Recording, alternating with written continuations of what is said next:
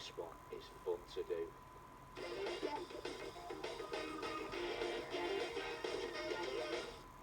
You see, your night sky is on the floor down there, a nice dark piece of paper, dark blue or a black. Lay it on top of some newspaper. So where are your fireworks then? They're over here.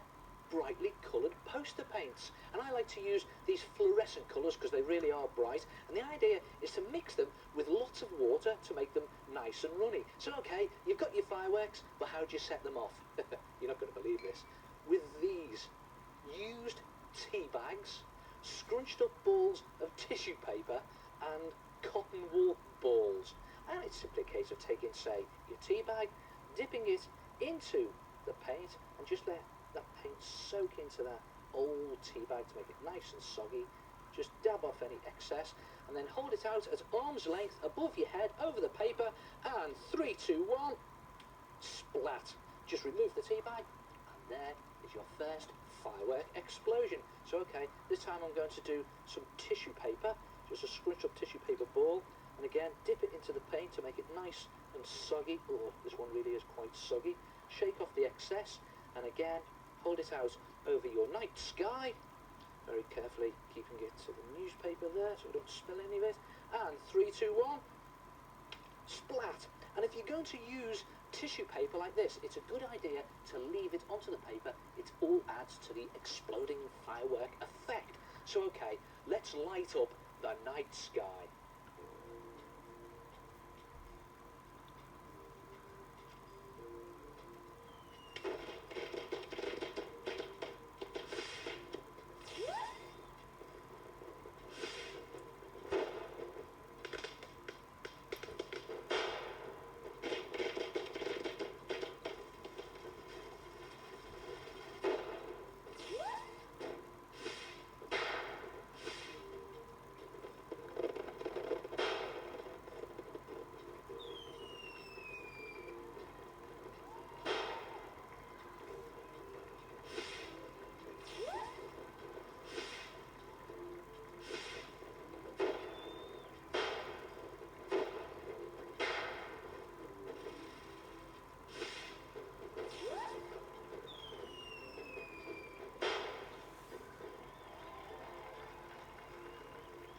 And when you've done all your firework explosions, just leave them to dry. And when they've dried, just take off all of those tea bags, the soggy tea bags and the cotton wool balls. And when it's all dry, you'll have something that looks like this. Look at that. There's one that I've done. It's dried and all that tissue paper's gone rock solid there. Good effect. And then just take some glue and just streak on some trails of glue, just shooting out from the back of your firework explosions. Do them crisscrossing across the sky like fireworks do, just shooting out like that. And then take some glitter and sprinkle the glitter into the glue and just pause while the glue soaks into the glitter and the glitter sticks. And then just shake off the excess glitter there like that, and there is your firework display. And to really finish it off, just cut out a silhouette of some buildings, a sort of skyline out of black paper, and just glue that to the bottom. And then you can, if you want to, just take some chalk, just put some highlights on the top of those buildings where the fireworks are really lit up the rooftop. See like that? Just put the windows in there so it really does look like buildings at night. And there it is. Try it yourself, your own personal firework display. And now for a classic art attack with paint, but don't laugh at the hairstyle.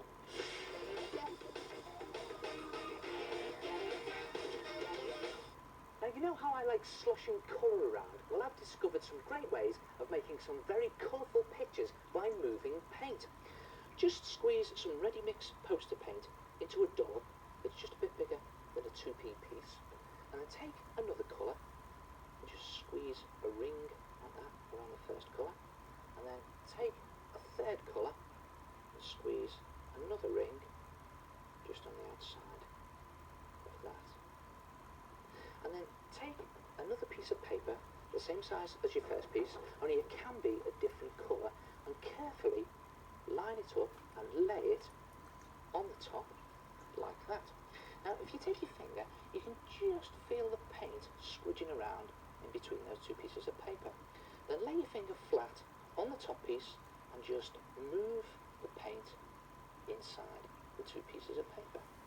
Just squeeze it along and you can actually feel it squidging under your fingers.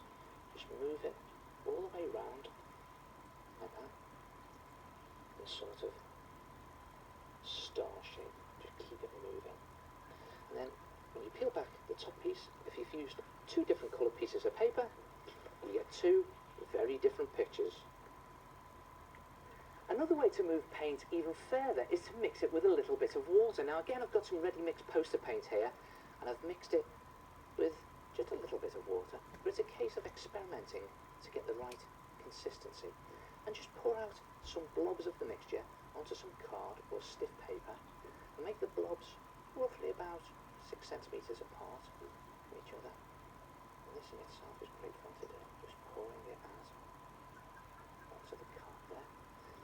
So just move those to one side, and when you're ready, grab hold of the card and move some paint. And just before it hits the bottom, move it to the side, and again over to the other side. And you just sort of judge when you want to turn the card. And there you have a fantastic motion picture.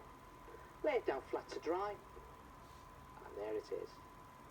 Try it yourself, move some paint, and give yourself an art attack. One of the things I've discovered about paint while I've been doing Art Attack is that you can put it onto paper using just about anything. And one of the simplest of all is cardboard. If you just cut out a piece of cardboard, you can just use it to slop paint on, like that. And you can move it around into shapes like that. And you can use it to do straight lines on the edge, like that. And you can even create different effects. Watch this twist effect.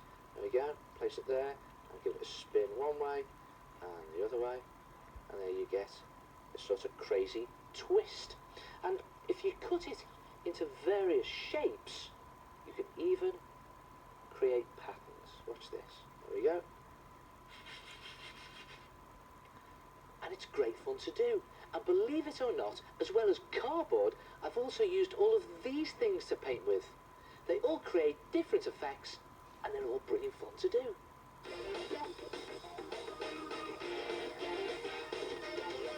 Take a piece of thick paper or thin card and just draw some very simple cloud shapes onto the card. Now, cereal box card is absolutely perfect for this. And the idea is to draw very simple cloud shapes, like that, and then cut them out so you have some cardboard cloud shapes, and you just place them onto a piece of white drawing paper like that, and then take an old piece of sponge or even a scrunched up ball of tissue paper and dip that into some watered down paint or ink. Now you can use ink for this, but I've got some watered down paint here. Put lots of water into your paint or ink, make it nice and runny, and then carefully holding the clouds in place with your finger, dab your sponge around those card clouds onto the paper, like that, just going all the way around your card.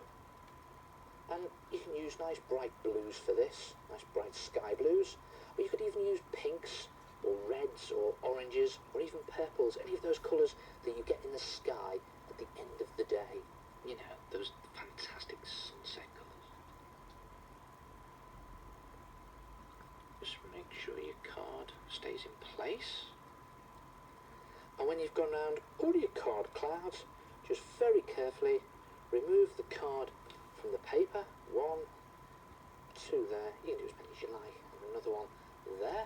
And there you have a cloudy sky effect. And here's a good idea. If you just get your finger and just smudge some of these clouds around the edges to create a nice fluffy cloud effect like that. Do the same on all of the clouds, and then leave them to dry.